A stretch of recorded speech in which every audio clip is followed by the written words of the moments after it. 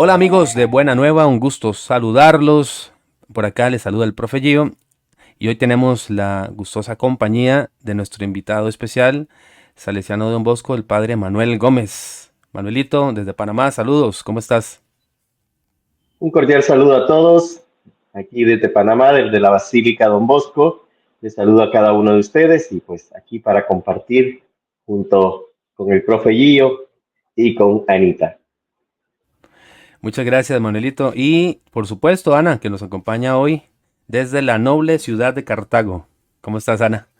Hola, un gusto seguir aprendiendo sobre la Biblia y un gusto compartir con Manuelito este ratito de formación. Así es. Hoy vamos a desarrollar el tema la liberación de Israel, el Éxodo. Quédese con nosotros, suscríbase, comente y dele like al video. Continúa viendo Buena Nueva. Bueno, déjenme iniciar primero esta reflexión y esta formación en el capítulo número 14, haciendo una mención importante en cuanto a la experiencia de vida de las personas. Ustedes se han dado cuenta de cómo todos tenemos de pronto un mal manejo de nuestra libertad. Dios nos ha creado para ser libres y sin embargo muchas veces optamos por las cosas que no son las que precisamente nos hacen vivir libres, ¿verdad? Hay gentes que vive con vicios tremendos, de pronto no toman las mejores decisiones precisamente porque se sienten esclavizados de estos mismos vicios, ¿verdad? Y lo más tremendo, y ustedes se darán cuenta, no me dejan mentir, que muchos de ellos, o de personas que viven esclavizadas de ciertos vicios o de ciertos pecados también, les cuesta salir de ellos, ¿verdad? Es una lucha constante, hay una debilidad del ser humano y necesita pues tratar de salir de ello. Hoy vamos a hablar un poquito de esto. Vamos a iniciar este tema hablando un poquitito del Éxodo. ¿Qué fue lo que pasó con el pueblo hebreo en tiempos del imperio egipcio? Adelante, Manuel. Bueno, la historia de los patriarcas es algo tan especial dentro de la palabra de Dios que nos profundiza en los inicios del pueblo de Israel. Esta historia de los patriarcas pues y termina en Egipto. Podemos leer en los relatos de José y su familia cuando se fueron a vivir allí, particularmente en Génesis, del capítulo 42 al 50, nos narra ese encuentro de José, que ya él está en Egipto tiempo después de que sus hermanos lo han vendido, él ha llegado a una posición dentro de el pueblo de Egipto y pues ahí tiene ese primer encuentro donde no lo reconocen. Conocemos muy bien todos estos textos, toda esta historia que se da en ese encuentro, en ese descubrimiento de que José es su hermano y que sí está vivo, ¿verdad? Como después también José hace llegar a Jacob y a Benjamín, el hijo menor, ¿verdad? También allí con ellos, y cómo el pueblo de Israel, comenzando por Jacob y sus hijos, se quedan a vivir en Egipto, ¿verdad? Toda esta historia que ya hemos escuchado muchas veces y que va avanzando hasta que concluye en el capítulo 50 con la muerte de Jacob, ¿verdad? Entonces vemos cómo la historia de José da inicio pues a ese proceso de Israel dentro de Egipto, cómo por la necesidad, por el hambre, se mueven a esta región. Era común en aquellos tiempos que grupos semitas que andaban cerca de Canaán bajaran a Egipto. ¿A qué? Buscando agua y comida en la región del Nilo, ¿verdad? Recordemos que eran unos tiempos difíciles por la comida o una mejor situación para sus familias en tiempo de sequía y hambre. Lo vemos también en nuestros tiempos actuales, ¿verdad? Gente que migra a otros lugares, pues también esto se daba en los tiempos de Israel. El éxodo puede suceder en los tiempos de la invasión de los Ixos, que era un grupo que existía en aquellos tiempos, unos pueblos nómadas que primero llegaron calmadamente, tranquilamente a Egipto y luego se hicieron dueños del país. Esto ocurrió allá por los años 1720 al 1580 a.C.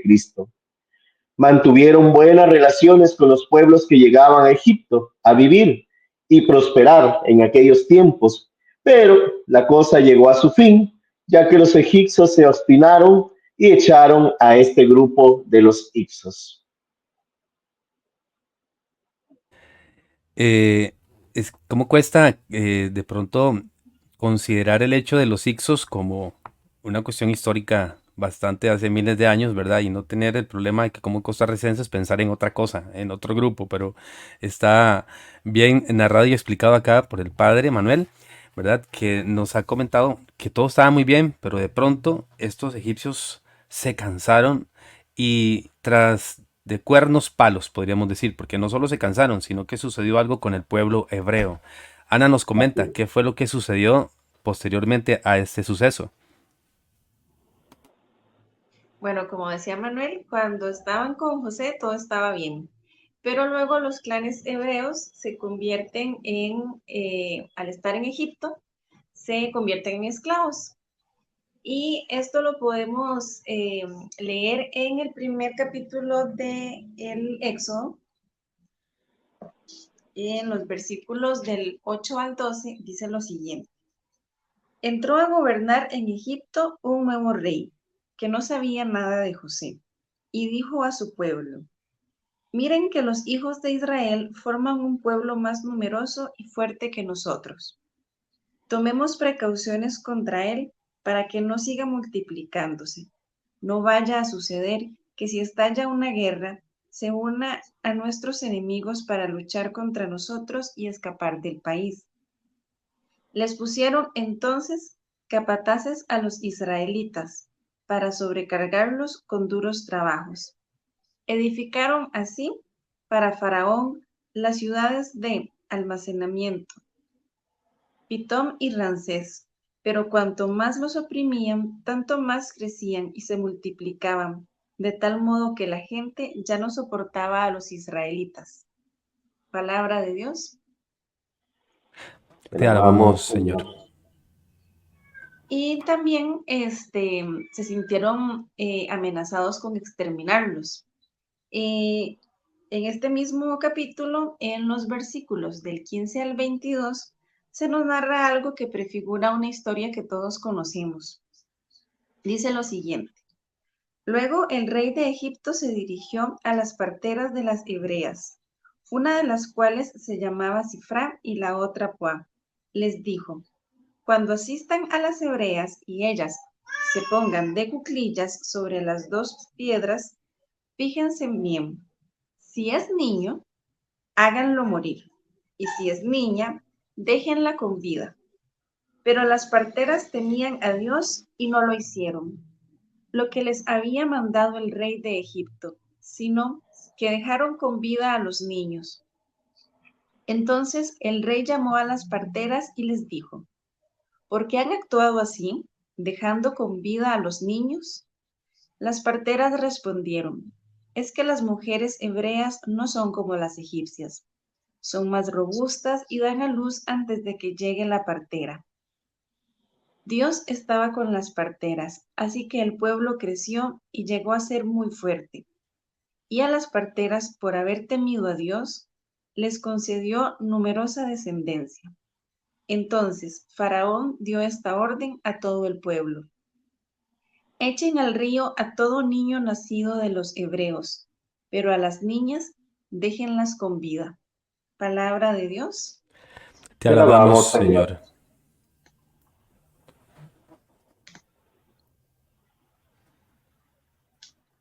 Bueno, entonces vemos cómo llamó a Moisés para sacarlos de la esclavitud. Probablemente hubo varias salidas o éxodos. Y las tribus hebreas hacia Canaán. La narración bíblica da lugar a pensar que fueron expulsados y que en otras ocasiones más bien ellos huyeron, siguiendo diversos itinerarios o rutas que es imposible de trazar.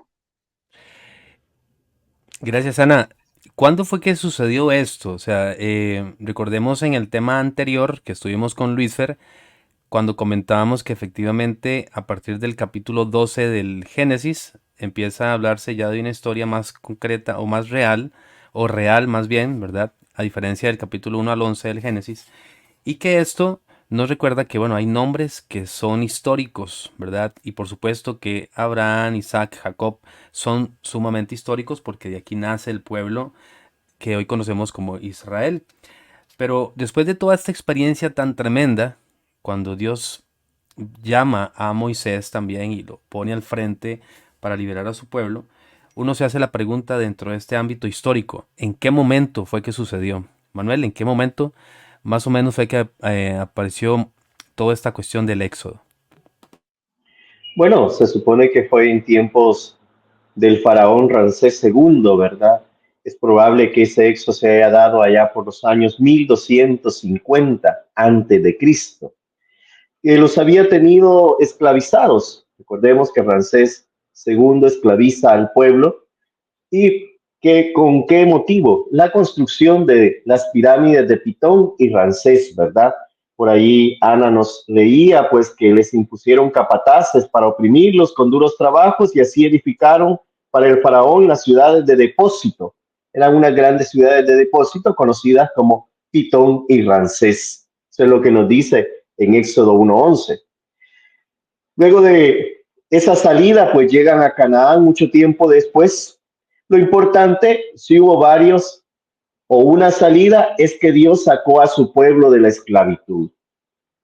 Más que preguntarnos cómo fue, fueron una, muchas, cuántas salidas fueron, lo importante que la palabra de Dios nos está dejando aquí claro es que Dios saca a su pueblo de la esclavitud e hizo una alianza con ellos. Dios, Yahvé, hace una alianza con su pueblo y los guió hasta la tierra prometida. Vemos y lo conocemos, ¿verdad? Cómo se da todo ese proceso, ¿verdad? En que Moisés a través del desierto, que lo veremos más adelante, va acompañando a este pueblo, ¿verdad? Y cómo Josué después es quien lo sucede y hasta que llegan pues a esa tierra prometida. Y pues Yahvé constituye un pueblo elegido, un pueblo suyo, ¿verdad? Un pueblo de su protección. Pues la Biblia nos presenta esta historia como la acción salvadora de Dios. Es la historia de la salvación. Aunque haya una serie de acontecimientos históricos difíciles de descubrir con detalle, los cuales abarcaron varios siglos de duración. Recordemos y tenemos que tener claro, la palabra de Dios no es un libro histórico, no es un libro de fechas, no es un libro que nos está dando respuesta a muchos elementos que la historia, la arqueología y tantas cosas nos pueden determinar. La Biblia es la historia de la salvación del pueblo de Israel. Y eso es lo que nos está marcando aquí con el éxodo, con la salida. Dios salva a su pueblo. Este Dios que conocemos y reconocemos en el Antiguo Testamento como el Dios de Abraham, de Isaac y de Jacob, se hace presente a un tremendo libertador, ¿verdad? Que es Moisés. Y aquí aparece también una narración maravillosa que todos conocemos. Yo creo que si le preguntamos a la mayoría de las personas que tienen cierta noción de la historia de Moisés, estarán de acuerdo con unos y otros detalles de que primero Dios lo llamó, de que Moisés se negó inicialmente, ¿verdad? Y no solo una vez, sino varias veces tuvo negativas con Dios, pero que poco a poco fue comprendiendo que tenía que hacerlo, ¿no? Incluso ponía a su hermano a la par para que sea su hermano el que hable, ya que Moisés tenía pues sus problemas para comunicarse, ¿no? Pero aparte de esto y de comunicarse y de ir al frente y de presentarse con el faraón, recordamos aquello de las 10 plagas, ¿verdad? Unas plagas tremendas. eh, Hombre, que uno se pone a pensar a veces, nosotros también hemos tenido que vivir ciertas plagas, ¿verdad? Entonces uno dice, ¿fue porque Dios las mandó o fue una cuestión natural? Bien lo dice el padre Manuel, pueden ser cuestiones naturales, pero lo importante es que Dios se vale también de esto para dar un mensaje. La cosa es que cuando logra salir, el pueblo de Israel de esta esclavitud tan tremenda en Egipto, eh, hombre, en las películas es muy vacilón porque aparece en un mar así como abierto en dos partes de una manera épica, ¿verdad? Apocalíptica, no sé cómo llamarlo.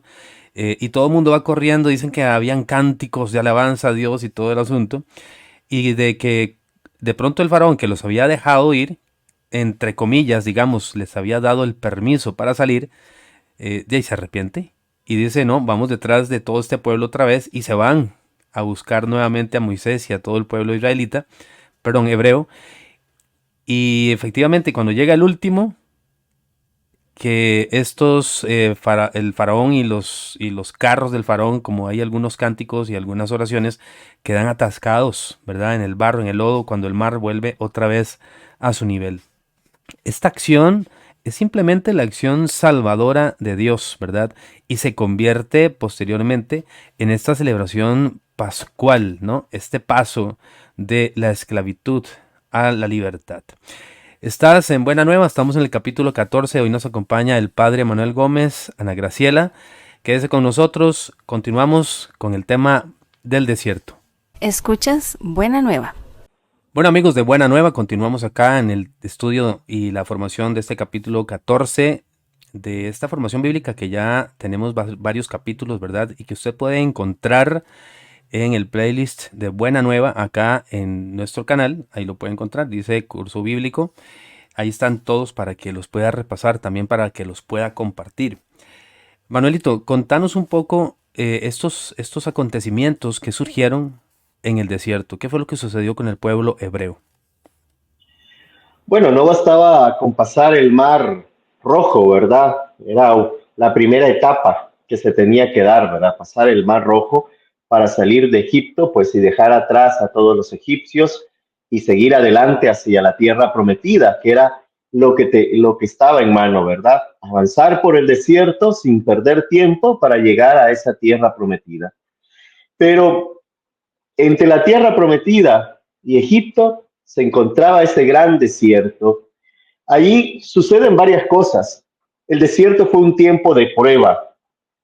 Por eso nosotros también, cuando hablamos de retiro, hablamos del desierto, ¿verdad? Un tiempo de prueba, un tiempo de estar en ese encuentro con Dios, donde el pueblo también aprendió a confiar en Dios, ¿sí? A ponerse en las manos de Dios, y donde hizo su alianza amorosa con Yahvé. También a lo largo de esos 40 años en el desierto, también el pueblo hace su alianza con Dios.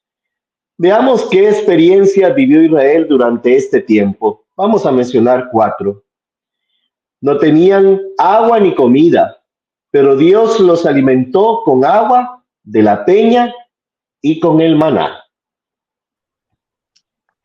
Voy a leer un versículo pequeñito que hace referencia como está Dios presente, eh, dándoles todo lo que necesitan. Es en el capítulo 16 del Éxodo, el versículo 17. Así lo hicieron los israelitas. Unos recogieron mucho y otros menos, pero cuando lo midieron en el envase, ni los que recogieron mucho tenían más, ni los que recogieron menos tenían menos. Cada uno tenía su ración. Palabra de Dios. Te Te alabamos, alabamos, Señor. Señor. Muy bien, también aparece esto que está comentando Manuel en Números capítulo 20 del 1 al 13. Ahí lo pueden buscar. Voy a leer solamente unos cuantos versículos de este capítulo 20. Dice, llegaron los hijos de Israel, toda la congregación al desierto de Sin en el mes primero y acampó el pueblo en Cades. Y allí murió María y allí fue sepultada. Y porque no había agua para la congregación, se juntaron contra Moisés y Aarón. Y habló el pueblo contra Moisés diciendo, ojalá hubiéramos muerto cuando perecieron nuestros hermanos delante del Señor. Más adelante pues habla de cómo Dios les otorga esa agua que necesitaban. Otra experiencia que vive el pueblo de Israel en el desierto es esa alianza con Yahvé, comprometiéndose a guardar sus mandamientos. Y en el capítulo 19 del libro de Éxodo, el versículo 20 dice lo siguiente. Moisés les respondió, no teman, pues Dios ha venido para probarlos. Él quiere que su temor permanezca en ustedes y así no pequen. Palabra de Dios. Te Te alabamos, alabamos, Señor. Señor. Una tercera experiencia que podemos encontrar que el pueblo de Israel vive en el desierto es que pelearon con los pueblos enemigos que le salían al paso, pero los vencieron. Israel experimenta que Dios es el vencedor.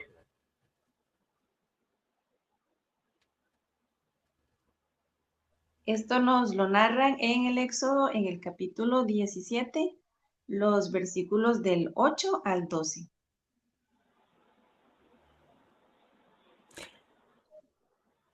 Y la última experiencia que vemos que viven en el desierto es que enfrentan otros peligros, como las serpientes, como la maldición de Balac, las diversas etapas durante 40 años, saliendo adelante sanados, curados y bendecidos.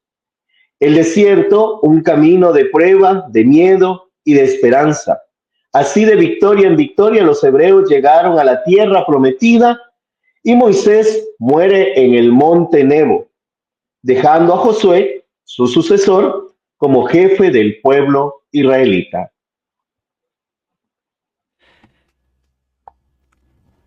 Adelante, Ana. Podemos profundizar más sobre esto en el libro de Números, en el capítulo 21, versículo 6, y también en el capítulo 22, en el versículo 5. Sobre la muerte de Moisés, podemos encontrarlo en Deuteronomio capítulo 34. Hasta aquí los elementos que hemos visto sobre el éxodo, ¿verdad?, de este pueblo israelita. Vamos a continuación a hacer una breve reflexión en la que nos ponemos a pensar, a profundizar sobre esa Pascua que vivieron, ¿verdad?, el pueblo de Israel, pero que también nosotros tenemos una nueva Pascua. Nosotros somos cristianos, no somos judíos, y tenemos una nueva Pascua en Jesús, ¿verdad?, en su muerte y resurrección. Pero ¿cómo vivimos los cristianos esa nueva Pascua? ¿Es posible vivir una Pascua, Manuel? Claro que sí, vivimos esa Pascua como, primero como llamados, como hijos de Dios que somos cada uno de nosotros. Cada uno de nosotros hemos nacido del vientre de nuestra madre y de ese vientre pues hemos venido a la vida.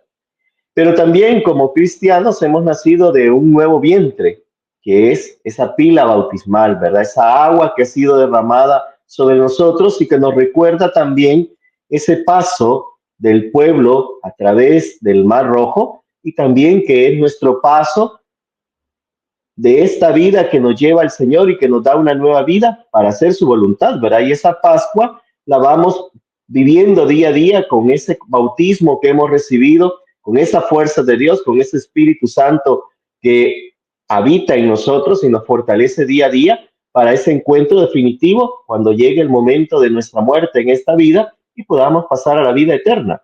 Entonces vemos cómo esa Pascua que han vivido los judíos a través del desierto, saliendo de Egipto, pasando el Mar Rojo, hasta llegar a la tierra prometida, también es la Pascua que como cristianos nosotros debemos de vivir. Pero una Pascua definitiva, ya que, como tú lo decías, ¿verdad? Cristo murió por cada uno de nosotros y con su muerte y resurrección nos abre ese paso a la vida eterna. Pero obviamente tenemos que ser fieles a ese bautismo que recibimos, a ese Espíritu Santo que se derrama sobre nosotros y que nos impulsa a hacer el bien día a día. Bueno, la Pascua propiamente que nosotros vivimos, que tiene mucho que ver con nuestro bautismo, ¿verdad? Y con que se nos note, ¿verdad?, que somos cristianos. Estaba escuchando una charla un día de estos y me puse a pensar que en tanta división y tanta gente que ya no quiere ser cristiana, y mucho menos católicos, es una cosa increíble. Yo creo que es por la falta precisamente de testimonio, ¿verdad? Que nos está faltando un poquito más de testimonio y de experiencia real de Cristo. El Evangelio del domingo pasado hablaba sobre este Jesús que habla con los fariseos cuando le preguntan cuál es el primer mandamiento, cuál es el mandamiento más importante, ¿verdad? Y Jesús les dice, oye Israel, o escucha Israel. Y va desarrollando el tema diciendo que hay un solo Dios y que ese Dios hay que amarlo con todas nuestras fuerzas, nuestra mente, ¿verdad? Todo nuestro ser.